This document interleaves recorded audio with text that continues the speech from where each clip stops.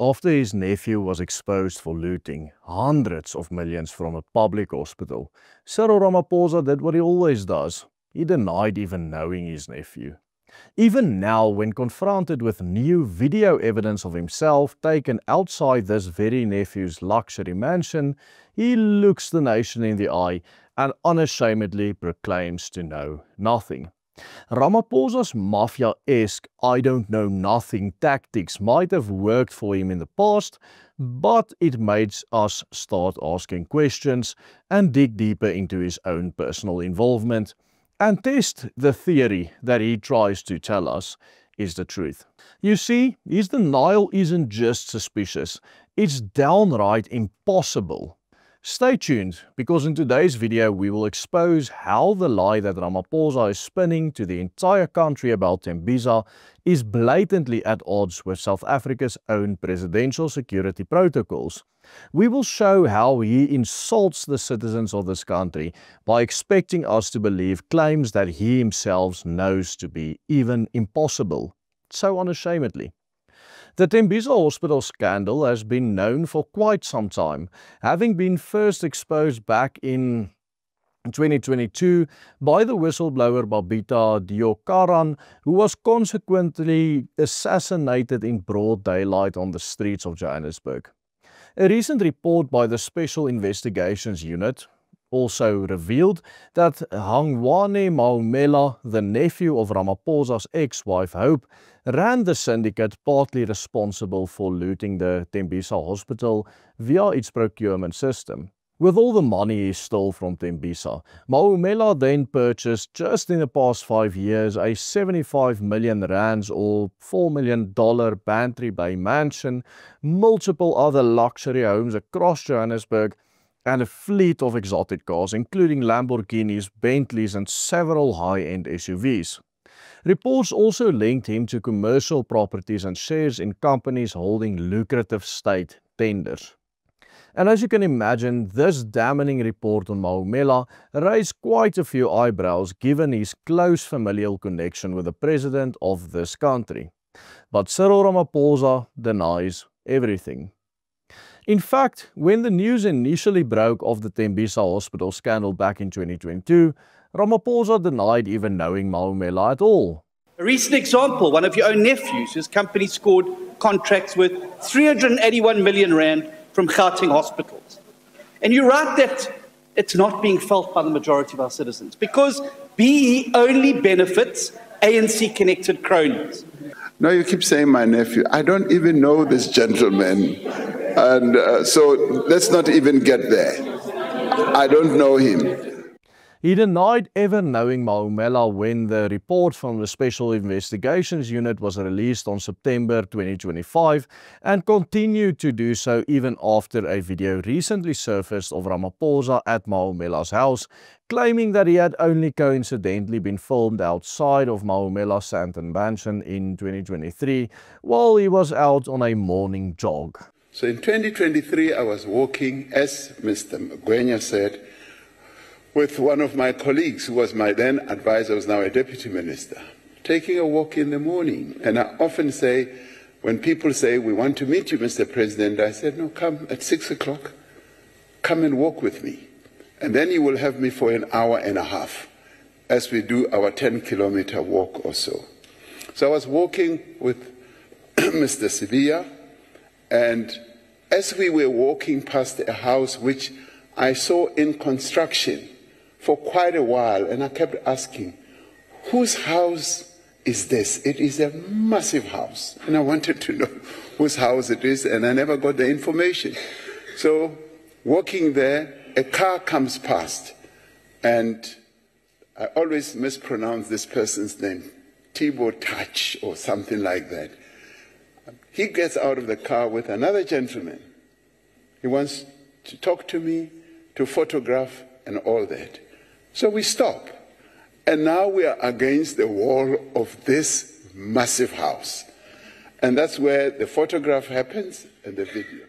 Ramaphosa claimed that he was coincidentally meeting somebody else outside of Maumela's home, and now finally, after significant scrutiny, the president has admitted knowing Maumela, but claims this is not due to their close familial relation, but due to the fact that, guess, he coincidentally met him as well outside of his house when he approached him while the president was on another one of his morning jogs.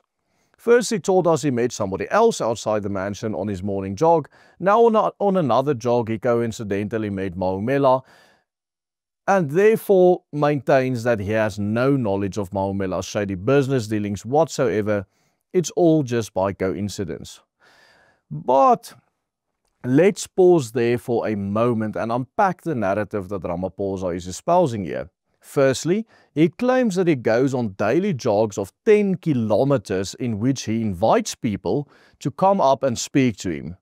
Now, this claim in itself amounts to a logistical and procedural impossibility in light of the South African Presidential Security Protocol.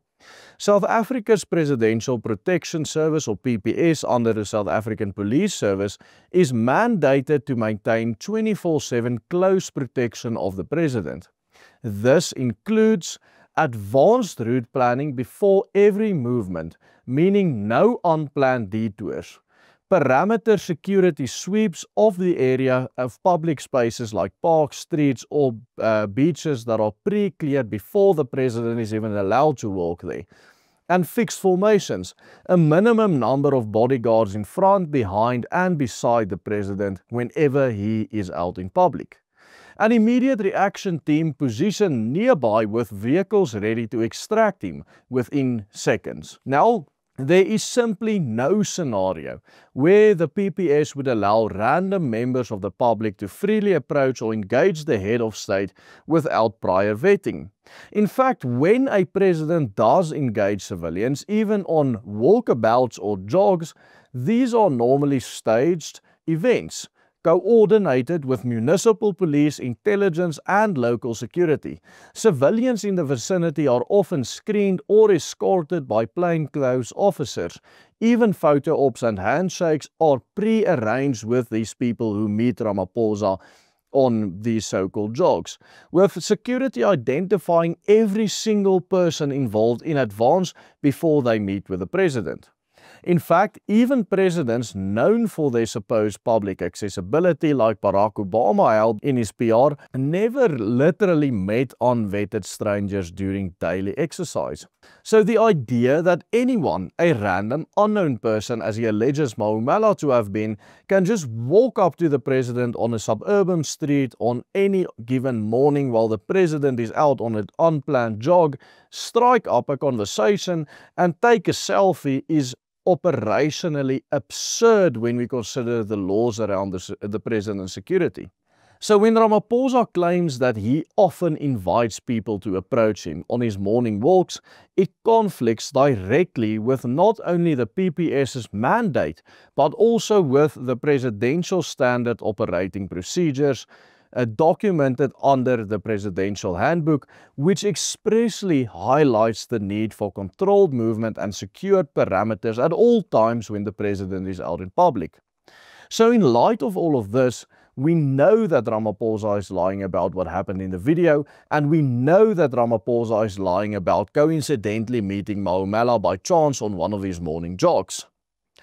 What we therefore have is a lying, corrupt politician doing what he always does. But on the tweet itself, he was clearly misinformed.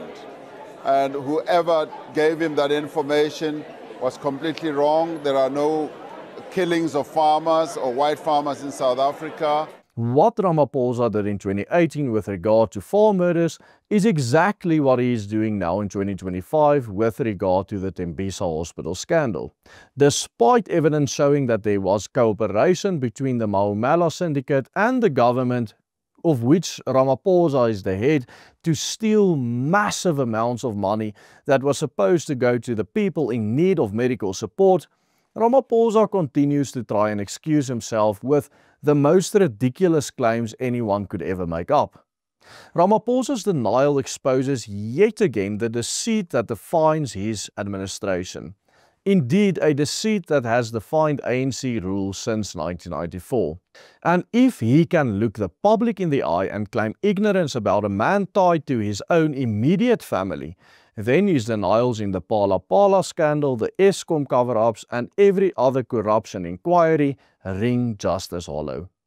A president who lies to protect his family's interests cannot be trusted to protect a nation's interest. And then when the head of a state treats truth as disposable, the entire moral fabric of a republic begins to rot from the top down to the root. Under Ramaphosa's watch, communities are condemned to hopeless, overcrowded, collapsing hospitals, while the elites cruise past in convoys of German sedans and Italian sports cars. For more analysis on how this corrupt presidency is destroying the country, watch our recent report on how the raw data unequivocally points to the fact that Cyril Ramaphosa is by far the worst president South Africa ever had. Simply click on this link appearing on your screen right here.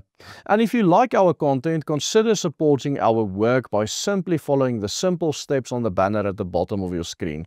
We need your support in order to change the hearts and minds of people. Goodbye and God bless.